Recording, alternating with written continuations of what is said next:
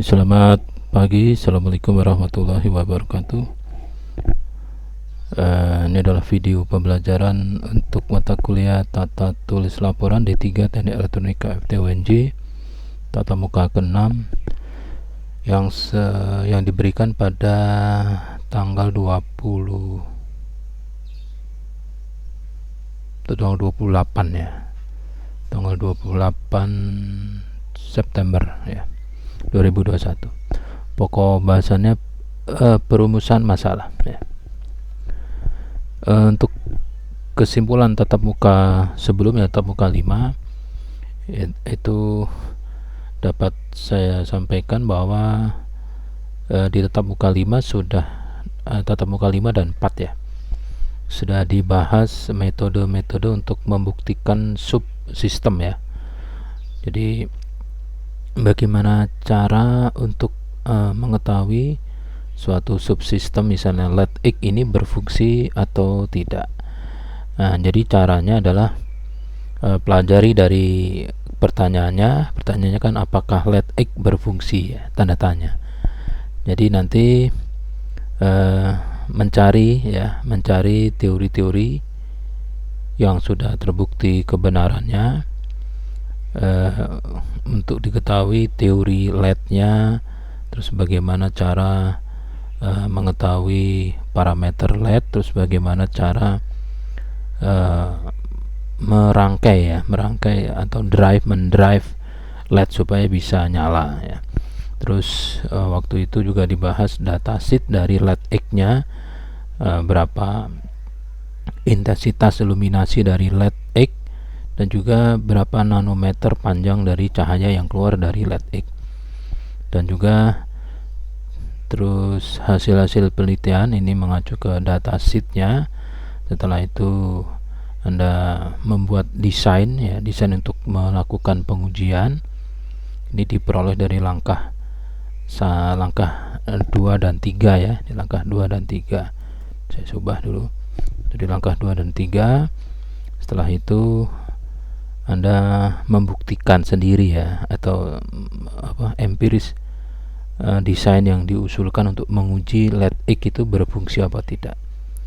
Nah, setelah diuji sendiri, itu Anda mendapatkan data hasil pengujian dibandingkan dengan data dari data sheetnya. Anda bisa menganalisisnya dan menyimpulkan bahwa LED X ini mempunyai luminasi 10 lumen dalam jarak 10 cm atau 1 cm, dan panjang gelombangnya setelah diukur menggunakan spektrometer ini 820 nanometer, sehingga data-data tersebut dianggap sesuai dengan data dari datasheet, sehingga diputuskan LED X-nya berfungsi ya. Tentunya pengujian tersebut akan mengacu ke beberapa literatur atau daftar pustaka. Itu yang kesimpulan di tatap muka ke-4 dan 5.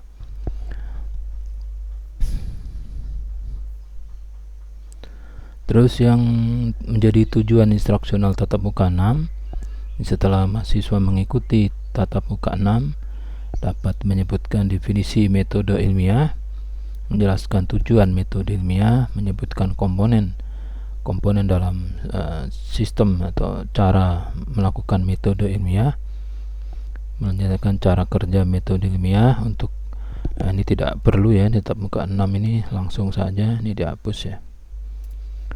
Jadi langsung menuliskan kalimat rumusan masalah tugas akhirnya sudah. Tatap muka ke-6 ini sudah fokus ke tugas akhir ya. Key entry-nya atau rasionalnya, semua mahasiswa diploma 3 ini harus melakukan sendiri atau disebut dengan empiris ya, suatu penelitian ilmiah untuk dapat membuktikan apakah suatu teori masih mempunyai kebenaran. Jadi Anda nanti kan membuat tugas akhir ya. Membuat tugas akhir itu sebetulnya tujuannya hanya membuktikan ya, apakah teori yang Anda gunakan ini masih mempunyai kebenaran. Terus yang berikutnya adalah teori yang diuji adalah teori yang dipilih mahasiswa ya. untuk digunakan dalam merancang sebuah sistem elektronik berbasis otomasi industri. Jadi nanti tugas akhir Anda itu kan akan berbasis atau topiknya di bidang otomasi industri. Otomasi industri itu nanti Anda harus membuat sesuatu benda kerja, membuat suatu sistem. Nah, untuk membuat suatu sistem yang ada di otomasi industri, tentunya Anda harus dapat mendesain awal. Sebelum mendesain, Anda harus menggunakan teori-teori ya, atau hasil-hasil penelitian yang relevan. Tapi kenapa itu Anda desain? Tentunya ada pertanyaan atau ada masalah ya. Ada masalah. Nah, proses mengetahui suatu fenomena sampai mendapatkan jawaban yang benar menggunakan cara berpikir dengan logika tertentu disebut dengan metode ilmiah. Jadi kalau nanti ada suatu permasalahan di bidang otomasi industri, tentunya Anda harus mencari jawaban ya. Jawaban tersebut harus menggunakan logika berpikir tertentu ya, disebut dengan metode ilmiah. Jadi tugas akhir itu sebetulnya ya menjawab suatu masalah ya, menggunakan teori dan juga hasil-hasil penelitian yang relevan ya. Nanti jawabannya kalau cara berpikirnya sampai mendapatkan data kesimpulan itu menggunakan cara ilmiah disebut dengan metode ilmiah. Nah, kita masuk ke metode ilmiah. Metode ilmiah ini merupakan cara ya, cara ilmiah, cara atau teknik ilmiah dengan tujuan mendapatkan data ya. Data dari apa ya? Data dari sistem yang anda uji ya. Nah, sistem yang Anda uji itu mempunyai fungsi atau kegunaan tertentu ya. Jadi metode ilmiah ini nanti ada 4 kata kunci. Yang pertama adalah caranya harus ilmiah ya. Datanya ilmiah, karena caranya ilmiah nanti menghasilkan data yang ilmiah. Dan metode ilmiah ini mempunyai tujuan dan fungsi ya. Mempunyai tujuannya spesifik, dan kegunaannya ini adalah empiris ya. Empiris itu ada manfaatnya bagi manusia. Kalau tidak ada manfaatnya, tidak usah dibuat gitu ya.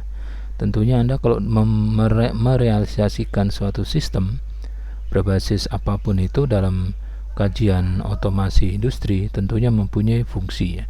Fungsinya ini ada manfaatnya bagi manusia. Yang pertama ya, kita bahas yang pertama, cara ilmiah. Jadi kata kunci pertama dari metode ilmiah adalah caranya ilmiah. Cara ilmiah ini bagaimana sih?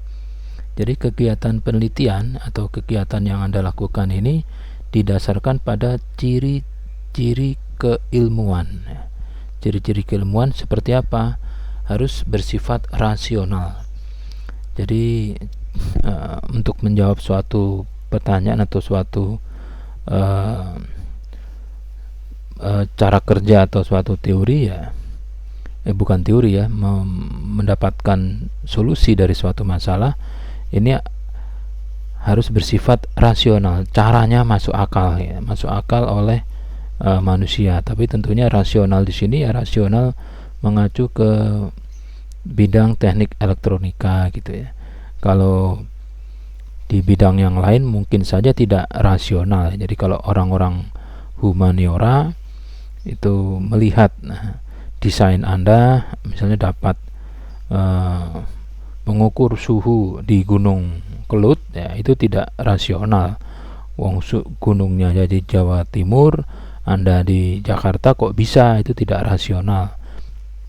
Tapi kalau di bidang ilmunya ya itu rasional ya. Jadi rasional ini maksudnya masuk akal, akalnya manusia di bidang ilmunya yang sama gitu. Terus kenapa rasional? Karena sistematis ya. Ada langkah-langkahnya. Jadi disebut rasional yang karena sistematis. Yang kedua, ciri keilmuan yang kedua adalah sistematis. Jadi proses yang digunakan dalam penelitian tersebut ini menggunakan langkah-langkah tertentu yang bersifat logis, ada langkahnya, dan langkah-langkah itu bisa diamati ya, bisa diamati oleh panca indera, oleh indera manusia.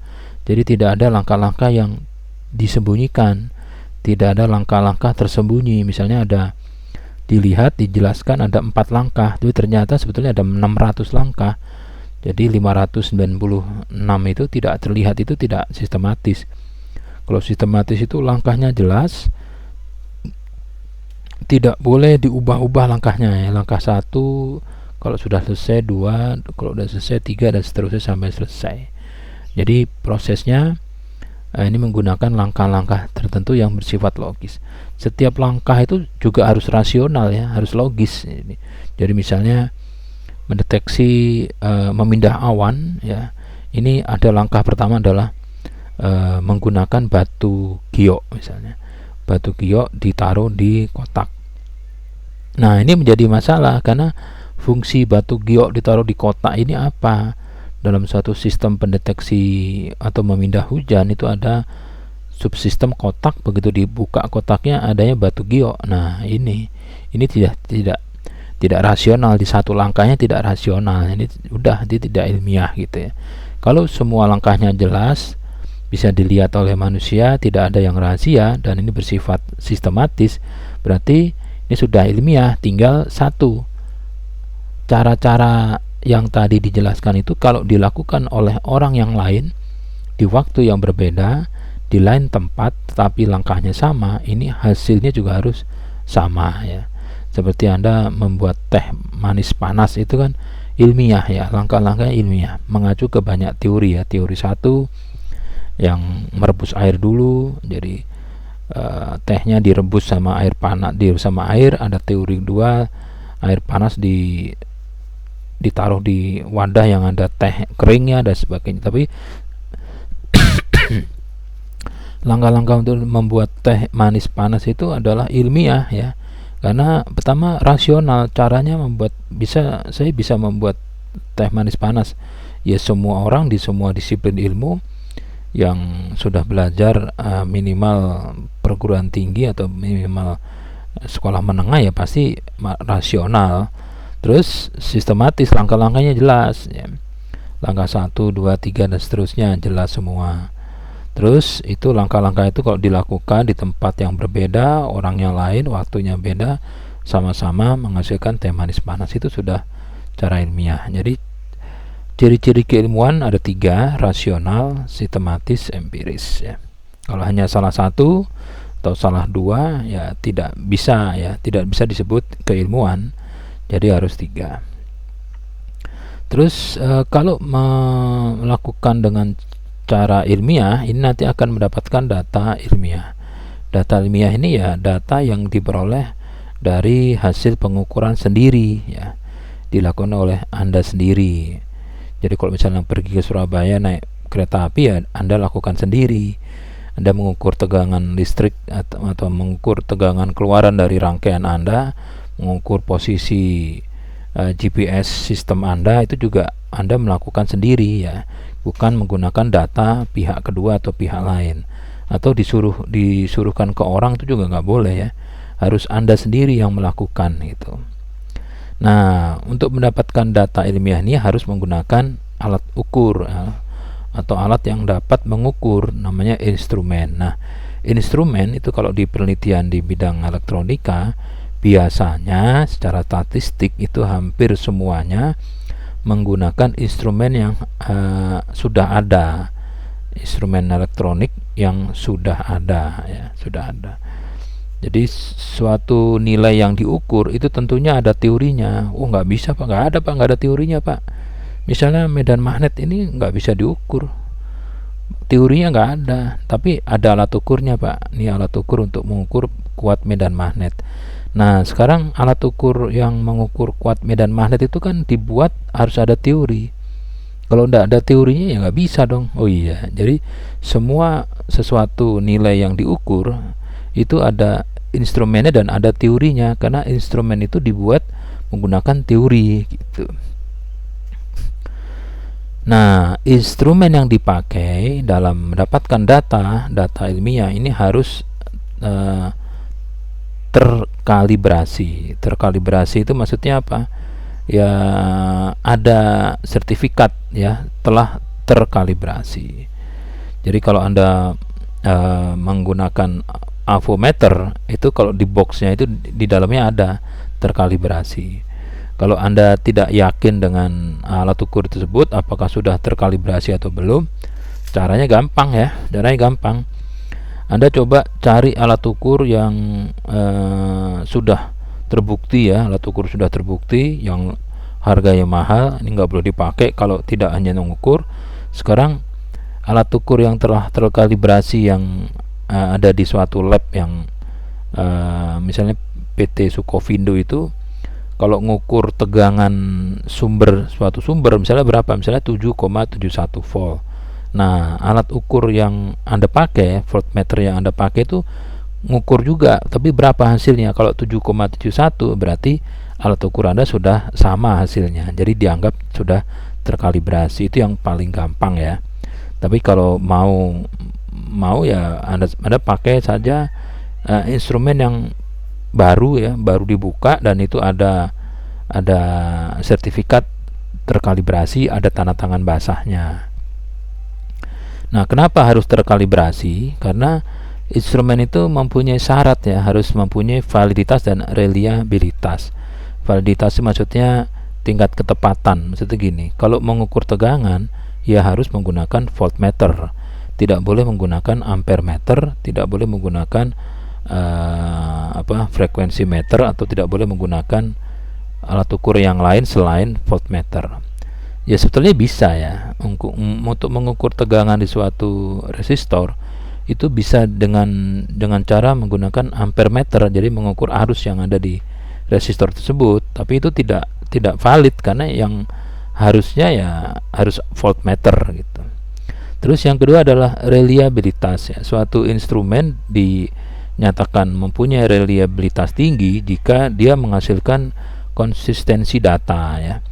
Kalau diukur hari siang, tanggal muda, tanggal tua, pada saat dia marah atau pada saat dia dapat lotre, ini hasilnya harus sama gitu ya. Atau dioperasikan oleh orang yang tidak paham sama orang yang paham, tapi caranya mengukur benar, itu hasilnya harus sama. Itu namanya reliabilitas. Tapi ya, instrumen yang valid belum tentu reliable, tapi instrumen yang reliable udah pasti valid ya. Jadi itu tidak perlu, yang jelas gini aja. Kalau Anda mengukur hasil atau mau mendapatkan data hasil penelitian, hasil pengukuran dari sistem yang Anda buat, dan sistem itu berbasis elektronika, tentunya harus menggunakan instrumen, itu aja. Instrumen yang dipakai sepatutnya itu instrumen yang sudah bereputasi ya, misalnya Hioki, Sanwa, jangan Sunwawa gitu ya. Jadi harus yang asli ya, Hioki, Sennheiser, misalnya merek Motorola, makanya merek-merek yang memang itu terkenal bereputasi di bergerak di bidang instrumentasi. Jadi kalau nanti Anda mengukur suatu tegangan menggunakan merek sepatu yang sudah terkenal, itu Anda sudah tahu loh, ini memang ini merek sepatu bagus ya, tapi merek sepatu kok jadi membuat alat ukur. Nah, ini belum terbukti reputasinya ya. Jadi sekali lagi, data ilmiah ini kata kuncinya harus diukur sendiri, harus empiris ya. Tidak boleh diukur oleh orang lain. Anda tidak boleh mendapatkan data milik orang lain, harus Anda ukur sendiri. Tentunya kalau Anda ukur sendiri berarti Anda harus tahu pakai instrumen apa. Instrumen apa itu harus terkalibrasi, dah gitu aja.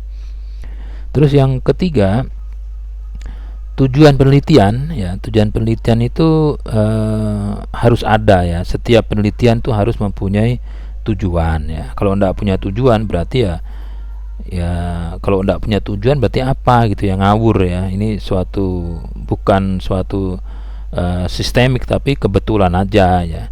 Jadi penelitian itu mempunyai tiga tujuan ya, menemukan teori ya. Penelitian digunakan untuk menemukan teori. Ini biasanya mahasiswa S3 ya, mendapatkan teori baru.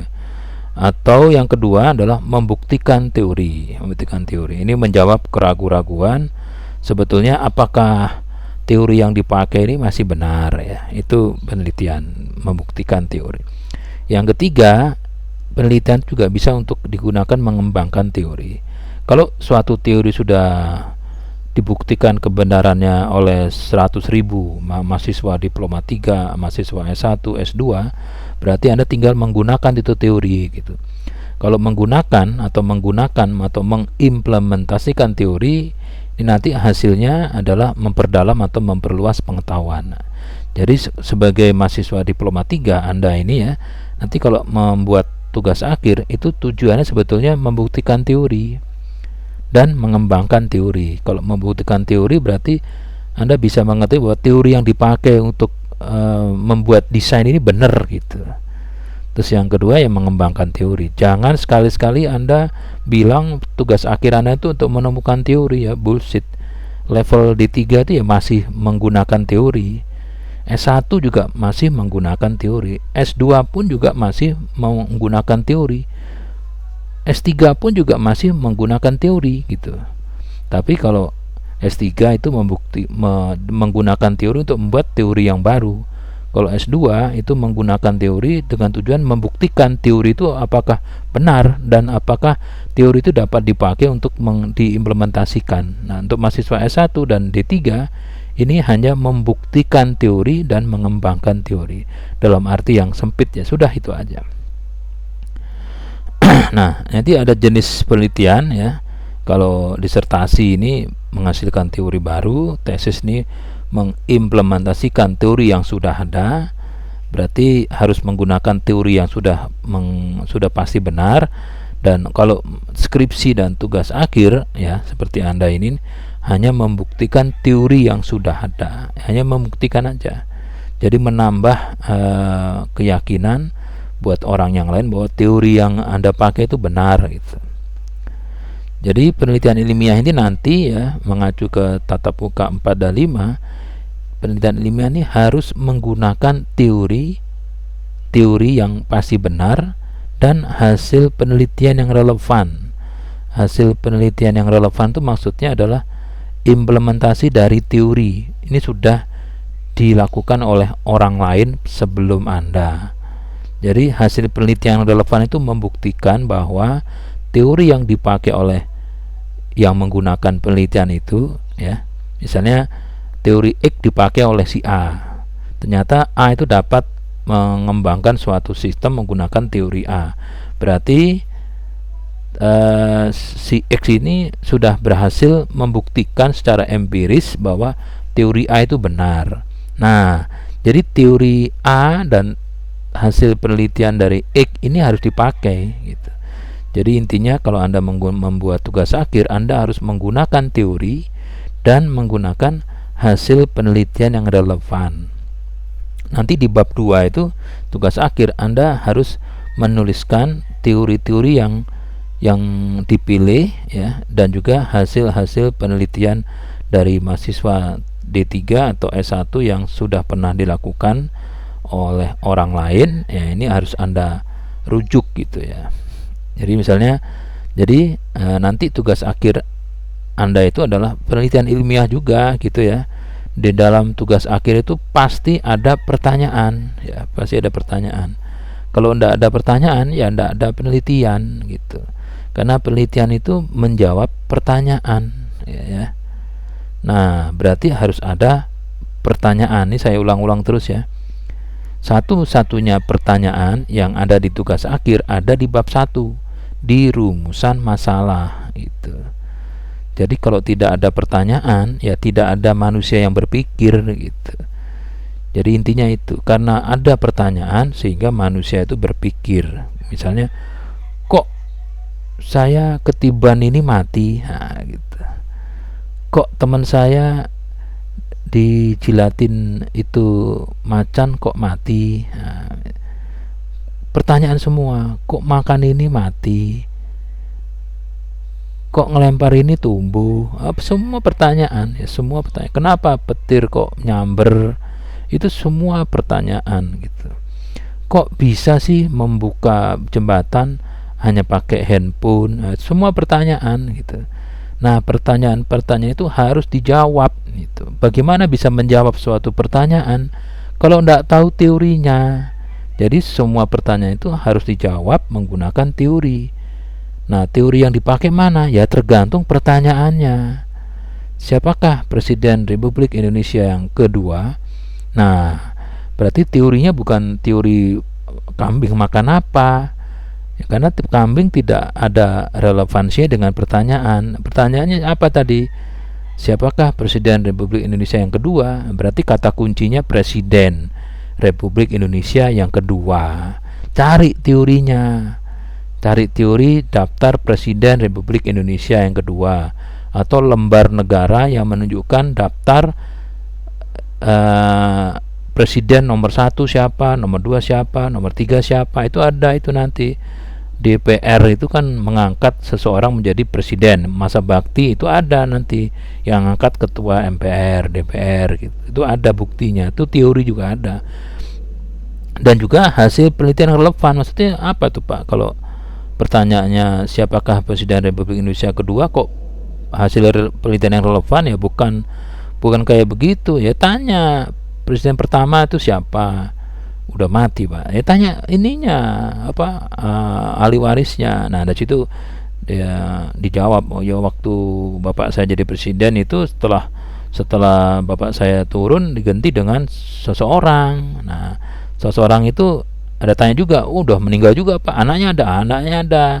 Itu bapak saya waktu saya kecil diangkat menjadi presiden Republik Indonesia yang kedua. Nah gitu. Nah, jadi teori dan hasil penelitian yang relevan itu Anda rangkum menjadi suatu jawaban sementara. Itu jawaban sementara dari pertanyaan. Nah, setelah itu jawaban sementara itu Anda buktikan sendiri ya secara empiris itu. Secara empiris. Ya Anda buktikan bagaimana caranya. Ya itu kan semua kata orang tuh ya, kata-kata orang, kata buku, hasil wawancara orang, hasil penelitian orang.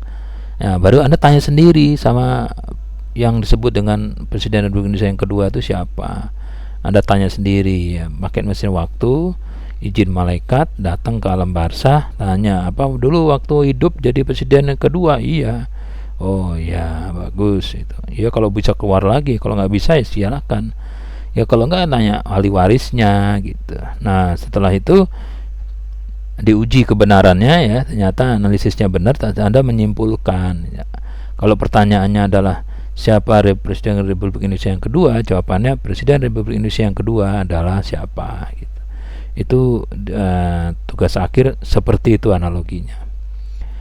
Oke, nah sekarang kita bahas teori ya. Teori itu apa sih? Teori itu apa? Teori itu hanya suatu pernyataan atau statement gitu. Suatu statement yang dapat digunakan untuk ada 3 itu: menjelaskan suatu fenomena, mengendalikan suatu fenomena, dan meramalkan suatu fenomena. Jadi teori itu kumpulan fenomena, gejalanya, masalahnya, sama solusinya gitu ya. Misalnya teori hujan. Hujan itu apa? Itu dia punya definisi. Hujan adalah bla bla bla bla. Hujan itu terdiri dari hujan bisa terjadi kalau ada misalnya 10 variabel. Nah, itu definisinya dia bisa nyebut. Di teori hujan itu ada definisi hujan adalah bla bla bla terdiri dari 10 variabel. Itu menjelaskan. Kalau mengendalikan, jadi kalau mau membuat hujan di suatu tempat itu harus ada 10 variabel. Nah sekarang di suatu tempat itu ada berapa? Baru 4 Pak, kurang 6 kan. Nah supaya 6-nya itu ada, itu caranya begini. Variabel ke 5 tuh harus begini, ke 6 begini, ke 7 begini, ke 8 begini, sampai ke 10 begini. Jadi kalau semua 10 sudah ada, hujan. Nah itu kok bisa sih? Ya karena dia tahu teori hujan, jadi dia bisa mengendalikan. Kok bisa? Ya pakai ada 6 variabel, dia kondisikan supaya muncul di suatu tempat. Jadi kalau 6 muncul plus 4 yang sudah ada di situ jadi 10. Kalau 10 variabel ada di tempat, itu sudah mengacu ke suatu teori persamaan hujan. Jadi akhirnya hujan. Jadi itu mengendalikan. Jadi kalau meramalkan hujan bagaimana? Nah, Anda mau meramalkan hujan, misalnya di Pantura atau di istana kerajaan mau dibikin hujan, bisa? Ya bisa. Jadi kira-kira mau kapan ini? Jadi kalau misalnya mau dibikin hujan, kalau mau bikin hujan atau ini seharusnya hujan di sana, tapi mau dibikin gak hujan, ya bisa. Salah satu variabel harus hilang. Supaya hilang bagaimana? Begini. Tapi apakah hujan yang sudah terjadi? Kan belum. Itu meramalkan. Jadi kalau Anda sudah menguasai suatu teori, ya sebutkan saja teorinya, dan apakah teori yang Anda sebut sudah Anda kuasai itu dapat menjelaskan, mengendalikan, dan meramalkan suatu fenomena. Kalau bisa berarti itu teori. Karena kalau bukan teori, ya suatu statement yang bukan teori itu hanya dapat menjelaskan saja, atau meramalkan saja, atau hanya mengendalikan saja. Teori itu harus tiga-tiganya, ya, menjelaskan, mengendalikan, meramalkan, gitu. Misalnya ini hukum atau teori ya. Teori itu V sama dengan I kali R. Voltage di suatu resistor sama dengan arus yang mengalir di resistor tersebut dikali dengan resistansi resistor tersebut. Ya. Jadi ini ada resistor dihubungkan seri dengan paralel dengan sumber tegangan DC. Sekarang saat V-nya itu 10 volt, R-nya 1 ohm, arusnya kan 1. Kenapa kok arusnya 1 ampere? Ya, karena V-nya itu 10, diukur benar 10, R-nya itu 1 ohm. Ya, kan persamaannya I arus sama dengan V dibagi R. V-nya 10 dibagi 1 ohm, 10 ampere gitu. Jadi teori ohm ini dipakai untuk menjelaskan. Terus oke, kalau gitu supaya arusnya dibikin jadi 1 ampere, enggak 10 ampere. Caranya bagaimana? Supaya arusnya 1 ampere, ya V-nya kita turunin jadi 1 volt. Gitu. Begitu diturunkan jadi 1 volt, R-nya tetap jadi 1 ampere. Ini mengendalikan. Jadi teori V sama dengan I kali R itu dipakai untuk mengendalikan. Nah, sekarang kalau meramalkan bagaimana? Sekarang kalau R-nya hilang, apakah sudah hilang? Belum. Gimana? Kalau R-nya hilang, ya berarti I-nya sama dengan V per R. Tetap aja R-nya kan tak hingga. Jadi I-nya sama dengan tidak ada, 0, karena R-nya tak hingga. Itu untuk meramalkan.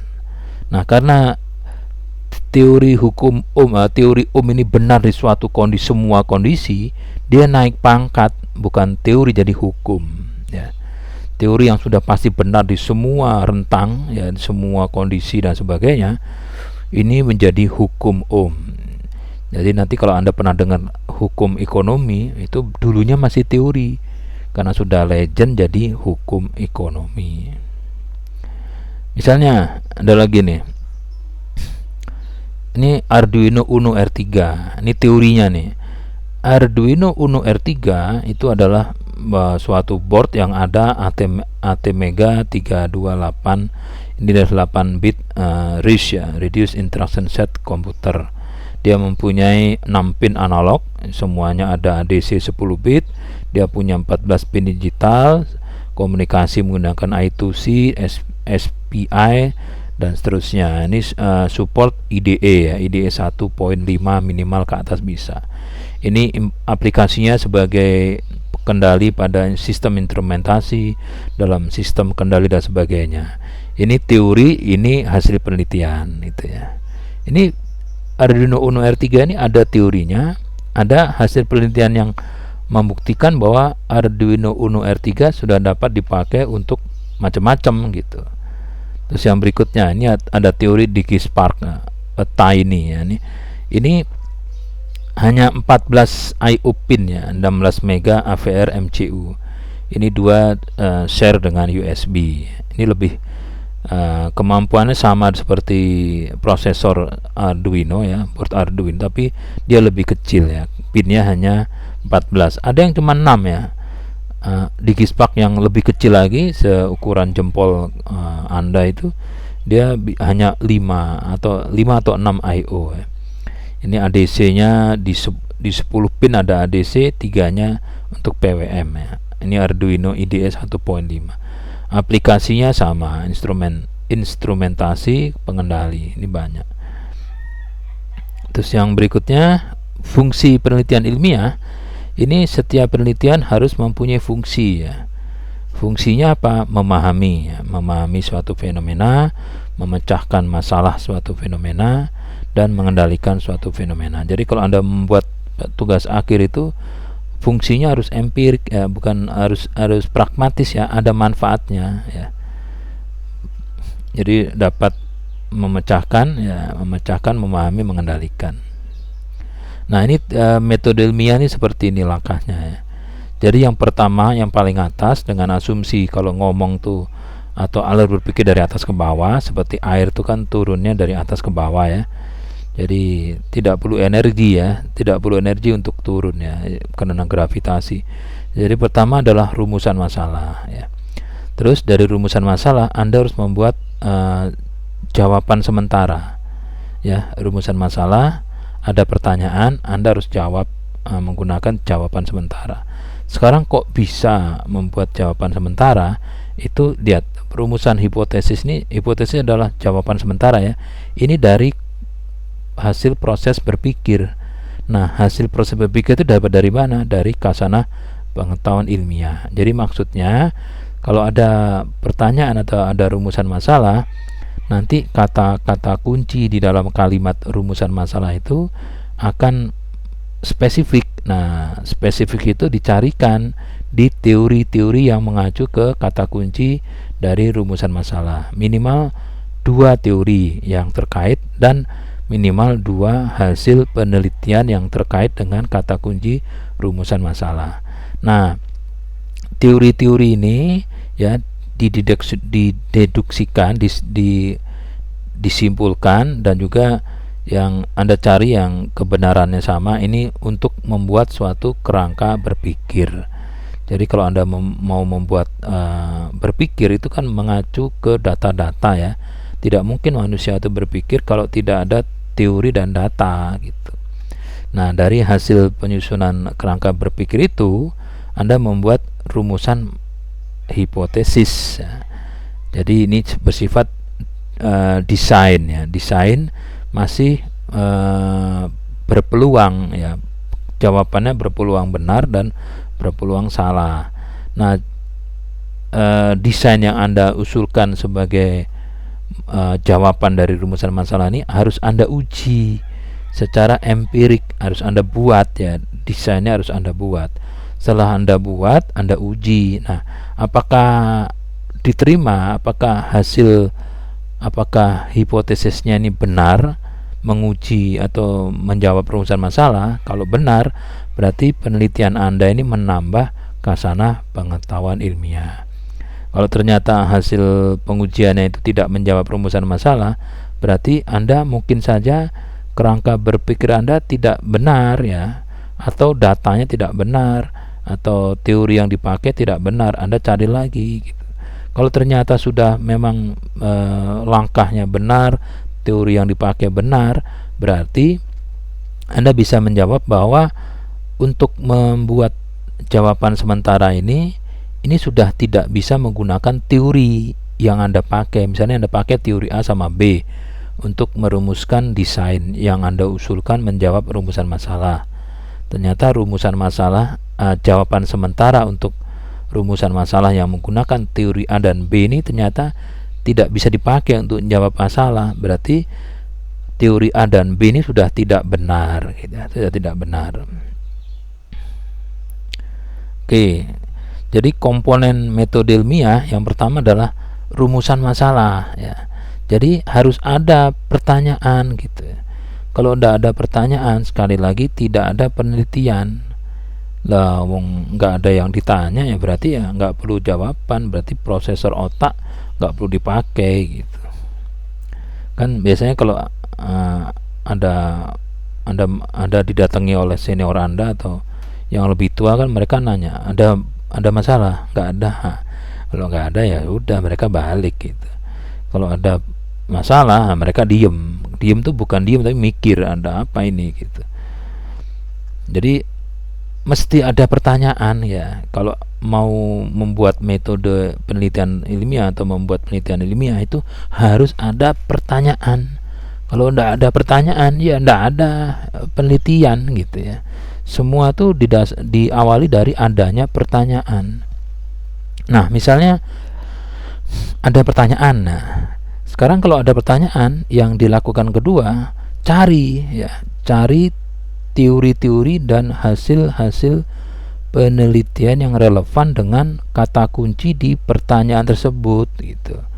Kalau pertanyaannya bagaimana cara membuat Arduino Uno untuk bla bla bla, berarti Anda harus cari teori Arduino Uno sama bla bla blanya itu.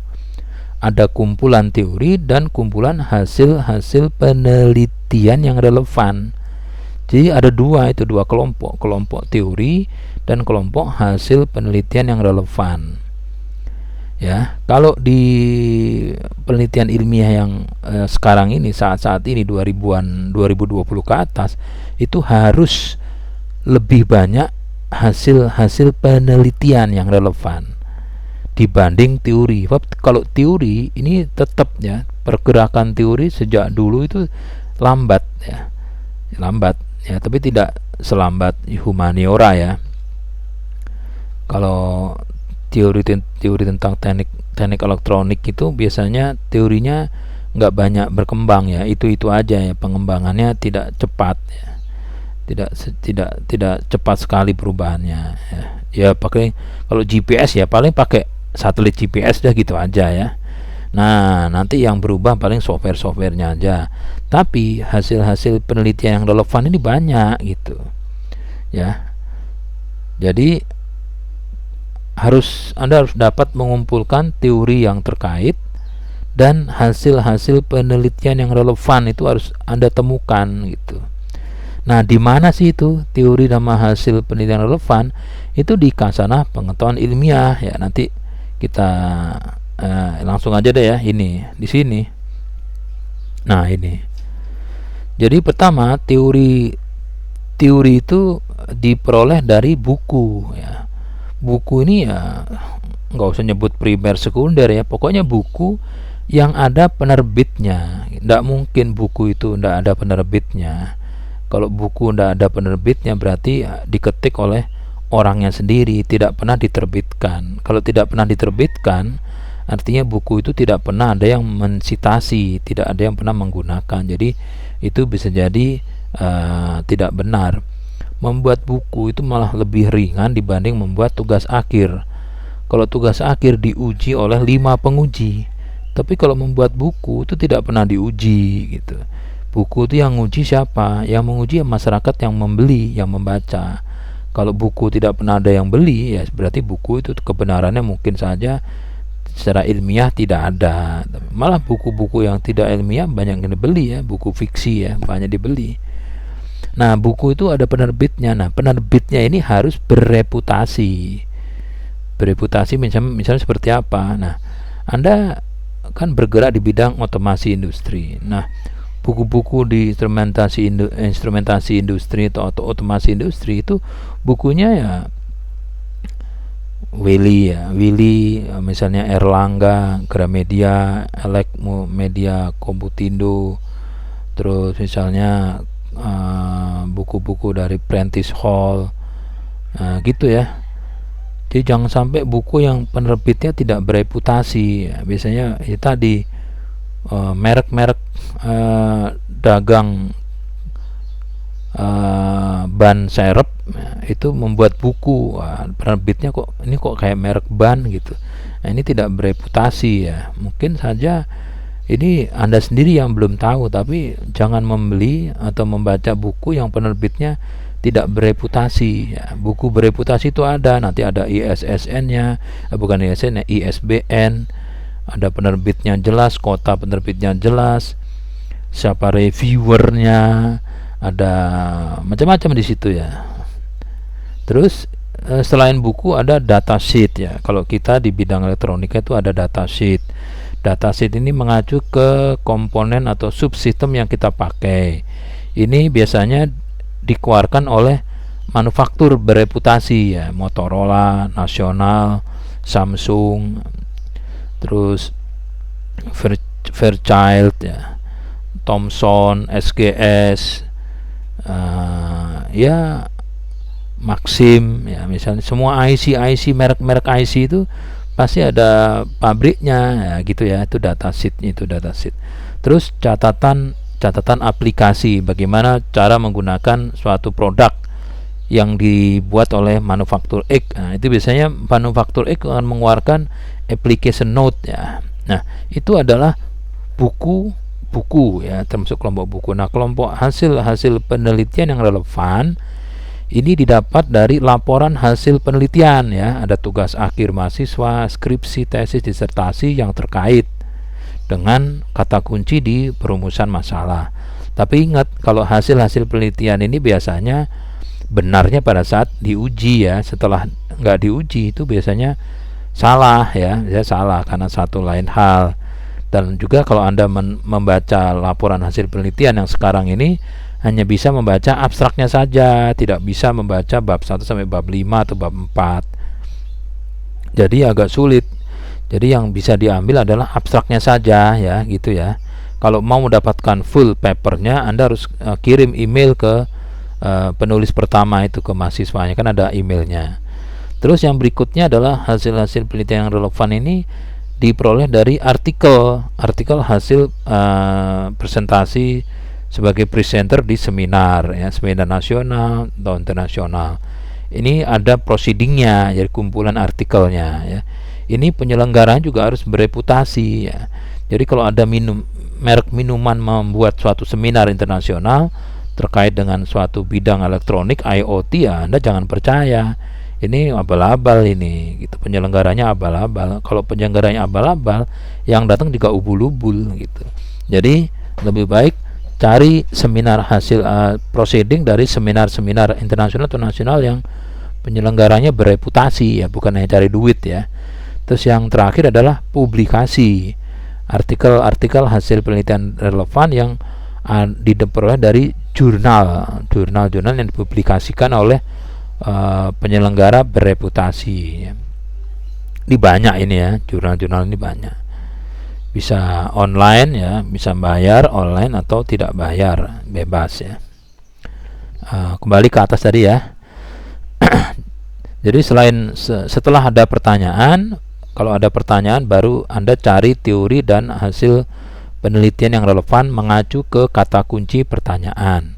Nah, nanti kalau sudah didapat teori dan hasil penelitian, Anda membuat proses berpikir di otak Anda mulai mikir, menyusun data-data teori yang ada di teori dan hasil penelitian. Anda membuat suatu kerangka. Begitu. Jadi kalau begini saya bisa membuat jawaban dong. Jadi pertanyaan itu jawabannya sementaranya begini. Nah, gitu.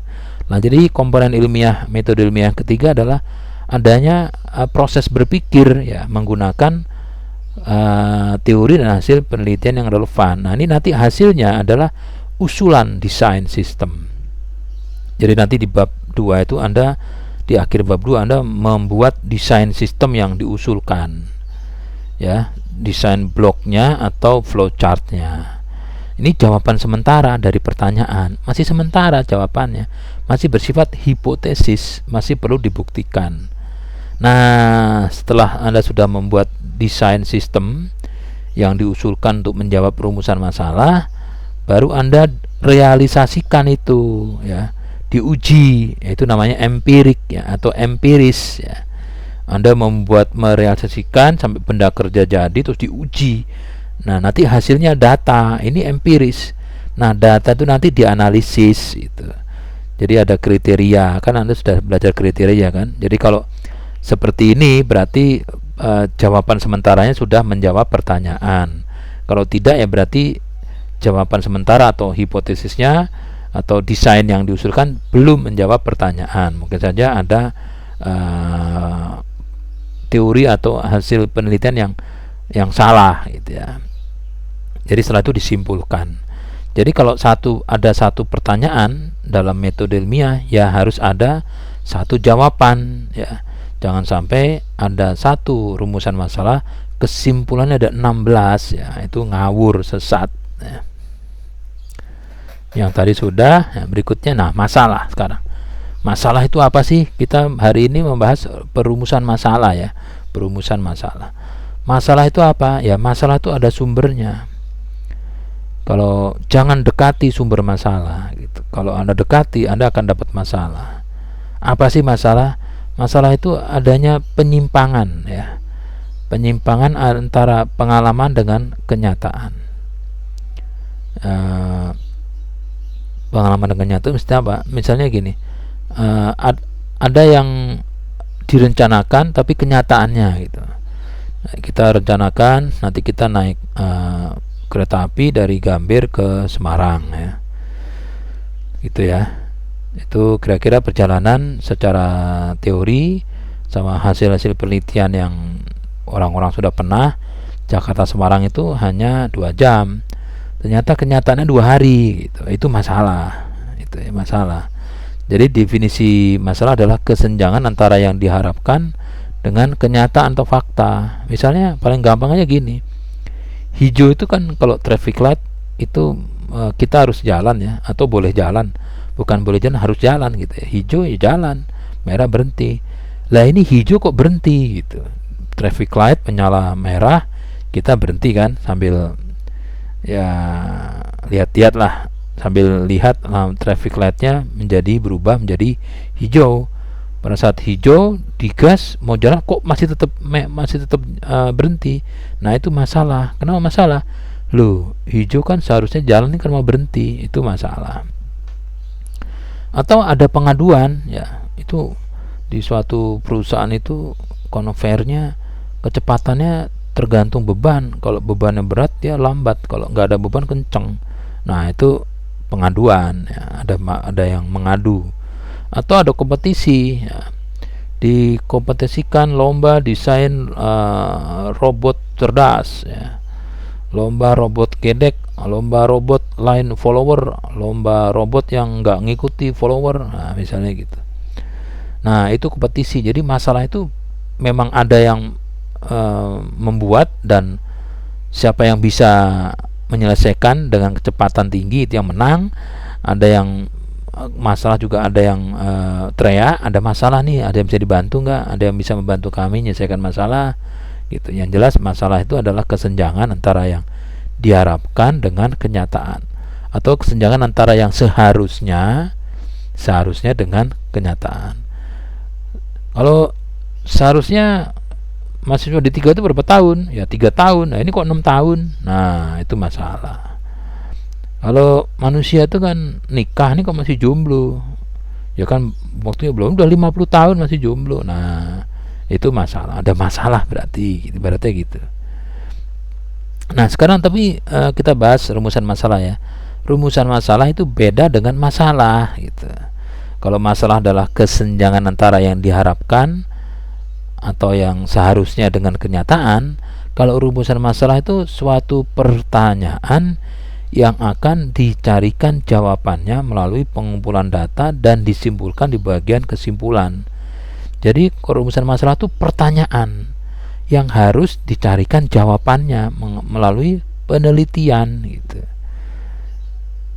Jadi ada keterkaitan antara masalah dengan rumusan masalah, memang ada, sehingga penelitian itu yang dilihat bukan judulnya tapi rumusan masalah.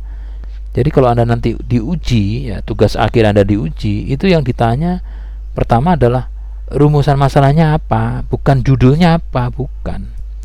Judul itu, judul TA maksudnya, diturunkan dari kalimat rumusan masalah atau dari perumusan masalah, bukan sebaliknya gitu.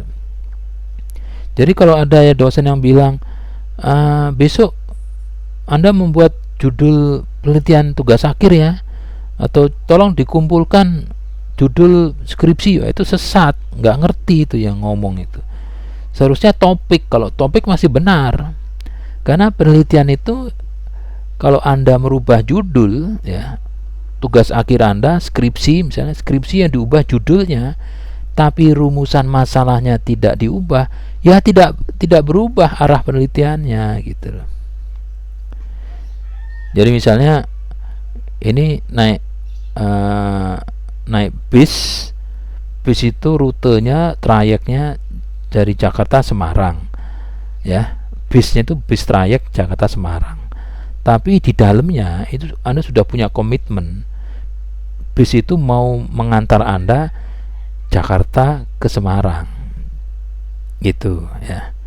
Nah, jadi rumusan masalah itu yang komitmen Anda dengan sopir. Kalau judul itu adalah trayeknya itu. Sehingga kalau trayeknya diubah Jakarta Bogor atau Jakarta Bandung, itu nggak ada masalah, karena di dalamnya dealnya itu Anda dengan supir itu Jakarta Semarang, nggak ada masalah. Mau diubah Jakarta Pekanbaru, Jakarta Medan, tenang aja, karena sudah komitmen Jakarta Semarang gitu. Jadi judul penelitian itu kok diubah, dilihat dulu perumusan masalahnya. Kalau perumusan masalahnya tetap, judulnya berubah, nggak ada masalah, karena yang dijawab itu di kalimat perumusan masalah. Kalau judul itu tidak dijawab, judul itu judul, bukan kalimat tanya. Yang kalimat tanya itu perumusan masalah gitu. Jadi sebaiknya kalau mau membuat seperti itu jangan membuat judul penelitian, tapi memilih topik penelitian. Kalau topik penelitian benar, ya. Jadi jangan sekali-sekali Anda mencari judul penelitian, ya. Tapi yang Anda cari adalah rumusan masalah. Kira-kira apa rumusan masalahnya? Jadi nanti kalau Anda diuji tugas akhir, yang ditanya pertama ya rumusan masalahnya apa gitu, bukan judulnya apa. Jadi rumusan masalah atau perumusan masalah, ini saya tambah ya biar lebih mantep itu. Perumusan masalah ini berbentuk kalimat tanya. Nah, kalimat tanya itu ada tanda tanyanya di belakangnya. Jadi berbentuk kalimat tanya yang terkait dengan solusi yang ditawarkan untuk menyelesaikan suatu masalah. Jadi kalimat tanya. Nah, kalimat tanya ini jawabannya harus ada gitu ya. Paling tidak walaupun belum dilakukan, tapi ini rasional untuk dicari. Bagaimanakah cara memindah matahari? Nah, itu juga udah dah jangan pakai itu deh gitu, yang lain aja. Jadi nanti jawaban dari pertanyaan yang ditulis di perumusan masalah itu harus dijawab di bab 4 kesimpulan penelitian, ya. Itu harus menjawab kalimat perumusan masalah. Jadi kalau perumusan masalahnya ada 1, maka jawabannya di kesimpulan juga 1. Kalau perumusan masalahnya ada 3, maka jawabannya juga ada 3 gitu. Nah, jika peneliti mempunyai jawaban sebelum penelitian dimulai, jadi maksudnya di bab 1 itu sudah ada jawaban, maka penelitinya bego gitu. Jadi coba jangan sampai di bab 1 Anda itu, ya, di bab 1 latar belakang masalah itu ada masalah, ada solusinya gitu. Nah, nggak boleh itu. Jadi di bab 1 itu kan ada bab 11 ya, subbab 1.1 itu latar belakang masalah. Latar belakang masalah itu belum ada masalah. Perumusan masalah itu baru di 1.4 kalau nggak salah, atau 1.3.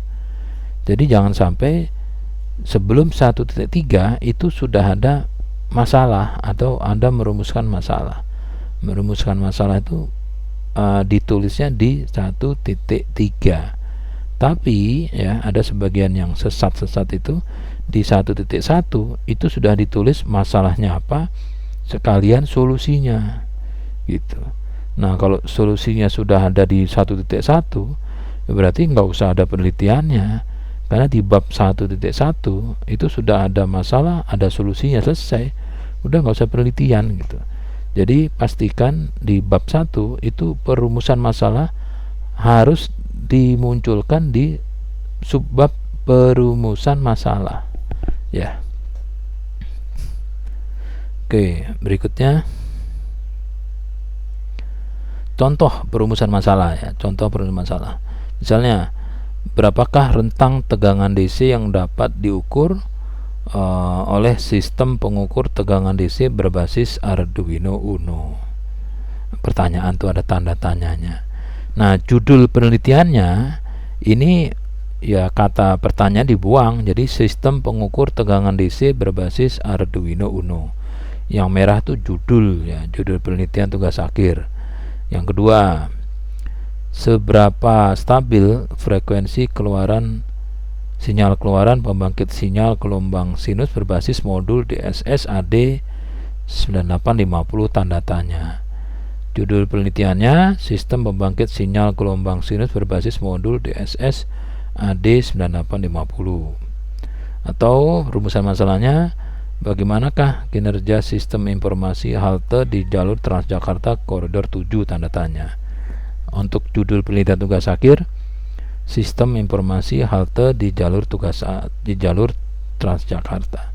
Jadi yang nanti harus dijawab melalui penelitian tugas akhir itu yang hitam-hitam itu, gitu ya. Jadi jawabannya yang pertama, berapakah rentang tegangan DC yang dapat diukur? Itu nanti kesimpulannya, rentang tegangan DC yang dapat diukur oleh sistem mengukur tegangan DC berbasis Arduino adalah dari 0,1 sampai 70 volt DC itu. Seperti itu aja ya. Jangan jawabannya frekuensinya atau yang lain. Misalnya rumusan masalah yang lain, berapakah kecepatan pengiriman data suhu dari remote sensing menggunakan SMS gateway tanda tanya. Ini untuk judul TA, sistem remote sensing suhu kawah gunung berapi di Jawa Tengah berbasis SMS gateway ya. Nah, gitu. Terus yang berikutnya ini, berapakah kesalahan hasil pengukuran sistem pengukur kapasitansi berbasis DigiSpark? Tanda tanya. Judul TA-nya kapasitansi meter berbasis DigiSpark. Ya, nanti berapa kesalahan sistem hasil pengukuran ya? Kesalahan hasil pengukuran sistem pengukur kapasitansi berbasis DigiSpark adalah minus 0,01 sampai positif 0,02% dibandingkan dengan alat ukur yang terkalibrasi merek LRC misalnya. Atau bagaimanakah kinerja sistem pendeteksi tabrakan kereta api tanda tanya. Ini judul TA-nya sistem pendeteksi tabrakan KA. Jadi kinerja sistem pendeteksi tabrakan KA adalah pertama, jarak minimal ya, jarak maksimum kereta dapat mendeteksi adanya peluang kecelakaan adalah 200 meter, sehingga kalau 200 meter sistem pengeremannya itu bisa efektif ya. Kalau kurang dari itu ya direm nggak ada efek. Waktu ya, misalnya yang kedua, waktu yang diperlukan untuk dapat mendeteksi dan memberi sinyal notifikasi ada peluang terjadi tabrakan adalah misalnya 13 detik ya setelah terdeteksinya kereta di depan gitu, atau di belakang, seperti itu ya. Jadi topik tugas akhir mahasiswa D3 ini banyak ya. Pokoknya yang berbasis Arduino atau DigiSpark, ini implementasi dari Arduino DigiSpark di bidang apa? Bidang instrumentasi bisa. Jadi untuk mengukur nilai-nilai besaran elektronik gitu. Atau dipakai untuk mengendalikan ya, kendali terbuka atau tertutup. Terus nanti bisa menggunakan IoT ya, bisa menggunakan radio frekuensi atau menggunakan wire, menggunakan kabel. Itu banyak sekali nih. Referensinya ya masih pakai Sugiono dan buku pedoman tugas akhir ya. Jadi sampai di sini ya saya selesaikan video pembelajaran tatap muka ke-6 mata kuliah tata tulis laporan. Topiknya tugas akhir, subnya rumusan masalah. Kalau ada pertanyaan langsung tanya di kolom komentar di YouTube ya. Selamat pagi. Assalamualaikum warahmatullahi wabarakatuh.